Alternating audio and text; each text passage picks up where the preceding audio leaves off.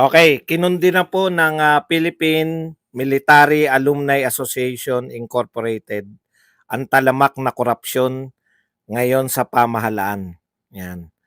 Mahigit sa 11,000 na miyembro ngayon ng PMMAI, kapwa retired at active serviceman. Si retired General Raul Gonzales ng PMA, Makabayan Class 75 na siyang chairman din ng PMMI, ang naglabas ng pahayag. Okay, kinukundi na po nila ng PMA-AI ang talapak na korupsyon ngayon sa pamahalaan. Ngayon po, ano po yan, no? Wag po baka sabihin nyo, retired na naman yung mga yan. Eh. Di ba? Kasi Alumni Association, hindi po. Ang Alumni Association po, kasama po dyan, pati po yung mga, ibig sabihin po, parang halimbawa, graduate po kayo na UP, di ba UP alumni? Kahit kayo ay aktibo pa kayo sa serbisyo. Halimbawa, nag-i-engineer kayo pagka-graduate nyo ng UP. Yun po yung ibig sabihin ng PMA Alumni Association, no? Hindi po pwedeng baliwalain po itong AFP ay PMA alumni. Kasi presidente po to ng Philippine Military Academy alumni. Lahat na po, ito yung sinasabi, naalala nyo yung kami nila BMR tsaka ni KPL.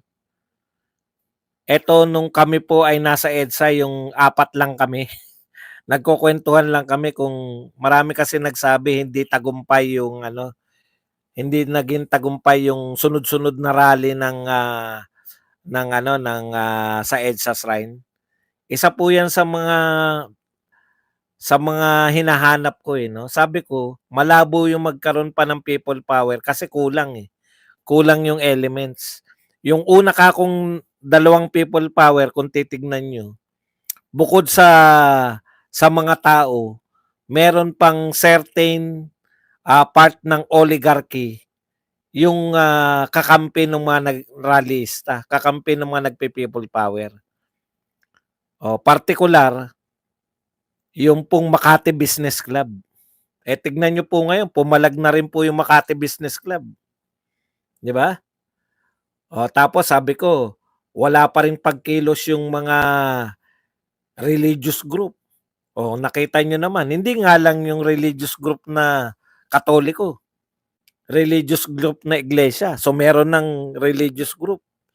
Meron ng pumapalag na yung Makati Business Club, mga oligarko. So ano pa po kulang? Yung disgruntled military. Ayan, PMA yan. Hindi po sa amin yan. Baka sabihin nyo, propaganda mo na naman yan, Badong. Yan, may pangalan eh. Ang leader po nila ay si retired General Raul Gonzales, PMA Makabayan, Class 75. Chairman ng PMAAI. So ang Philippine Military Alumni Association Incorporated ay binubuo po ng mga retired, basta galing ka ng PMA, at kasalukuyang aktibong miyembro ng AFP at PNP. Hindi po nila pwedeng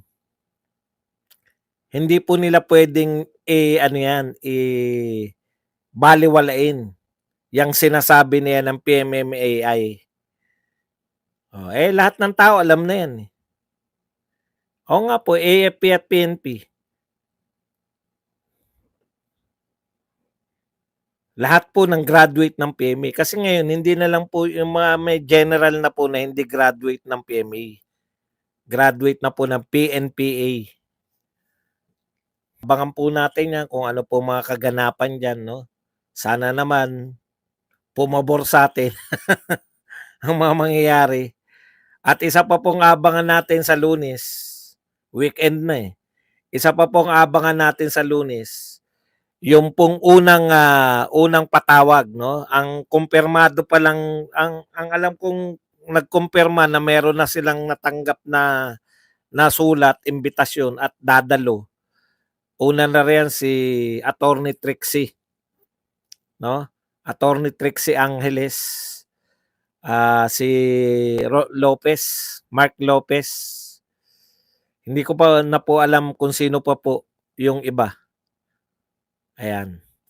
Yan pong wag po tayong palinlang, no? January 31 po. Takan-taka tayo, no? Okay sana yung panawagan nila kung ang panawagan nila yung mga magrarally po para sa January 31, nananawagan po sila na lumabas yung mga Pilipino dahil ang issue po ay yung buy scam, no? Takan-taka tayo. Usapin po ng budget, buy scam, pero ang panawagan po nila, impeach si BP Sara. Halatang halata. Halatang halata po na ginagamit nila yung sikat na issue ng buy scam para po makakuha po ng suporta. Kasi yung una nilang dalawang rally na impeach BP Sara lang ang panawagan, nilalangaw po. Ngayon, nakakita sila ng sikat na issue, sinakyan. Wag po kayong papaloko. Wala pong kinalaman si Inday Sara Duterte sa nagaganap na buy scam, sa naganap na buy scam. Hindi po siya nakapirma doon. Hindi po siya senador. Hindi po siya congressman. Sinakyan nila Cielo Magno itong issue ng buy scam. Tapos ang panawagan nila, no? Siyempre, dahil maraming galit sa niloloko tayo eh. No? Siyempre, makakakuha sila ng simpatya. Ang panawagan nila, impeach BP Sara. Kita nyo? Talagang malupit tong mga dilawan na to. Mga manggagamit. Kaya paratingin nyo po yan. No? Hindi po yan na okay lang sana kung impeach Marcos eh. O kaya tanggalin, pag-resignin yung may mga kinalaman. Yan po, talagang ano yan, no? Wag na tayong pabudol dyan sa mga yan. Tigil-tigilan yung pambubudol sa amin, kami nag-expose niyan, expose. Pasensya na kayo, medyo magapa yung aking, kanina umaga lang ako nagpabunot eh. Kami nag-expose si Congressman Ungab, si Tatay Digong, si Attorney Rodriguez. Tapos kayo mananawagan ng rally, pero impeach BP Sara. Anong kinalaman ni BP Sara sa buy scam? Mga ano talaga to eh. Talagang gamit na gamit eh. Tigil-tigilan nyo kami. Kayong mga magno kayo. Mapa-jam o Cielo. Okay ka na sana, Cielo eh. Siyempre, maaari bang mawala yan? Yung mga kalaban ni BP Sara na nanawagan. Kakampi nga kayo ni Marcos eh. Tsaka lang kayo nagsilabas, no? Di na magbablog mga vlogger supporter. Hindi ko maintindihan kung ano hindi na magbablog yung vlogger supporter. Ito po, sa ano lang natin to. Wow, mga DDS. Biglang naging mga experts sa GAA at national budget. Tapos puro mga patay gutom na naghihintay ng 20 pesos na bigas, mga ugok. Kita nyo, wala na po silang masabi, no? Mga DDS daw biglang naging expert sa GAA. Pati rin naman kayo eh. Lahat naman tayo eh. Dati hindi naman natin alam yan eh. Pero dahil sinabi ninyo, no? Sinabi ng inyong ng presidente na nagsisinungaling si Tatay Digong. Napilitan po na mag-research, no? Yung mga Duterte supporters. Kaya tama naman yan, no? Nagiging expert po kami, hindi po tumatalino lang. Kasi nadadagdagan yung kaalaman namin. Alam ba namin yan dati? Hindi namin alam yan. Nagiging involved kami. Bakit? Pabaliktad, no? Habang yung mga Duterte, hindi po, ano lang to, yung mga pangkaraniwan lang. Maganda po itong sagutin eh. Habang yung mga Duterte, tumatalino. Dahil nadadagdagan yung kaalaman namin. Bakit pabobo ng pabobo yung mga vlogger, ay yung mga BBM supporters? Kasi dinideny nila yung katotohanan. Alam nyo, pag hindi nyo tinatanggap yung katotohanan, nagdi-deny yung iisip nyo, hindi talaga kayo lalago kasi inaharang nyo yung bagong impormasyon. No? Inaharang ninyo yung bagong impormasyon na makakapagpatalino sa inyo. Okay, ang dami na pong mga nagpatotoo. No? Ito po si Senator Marcos. Hindi ako pumirma sa anumang dokumento sa budget sa 2025 o BICAM report na nagbabawas ng pondo sa lehitimong proyekto lalo na sa akap na akin tinututulan. Paano ako pipirma sa blankot kulang-kulang na papel? Naintindihan nyo? Kulang-kulang at blankong papel. Pinapipirma sila.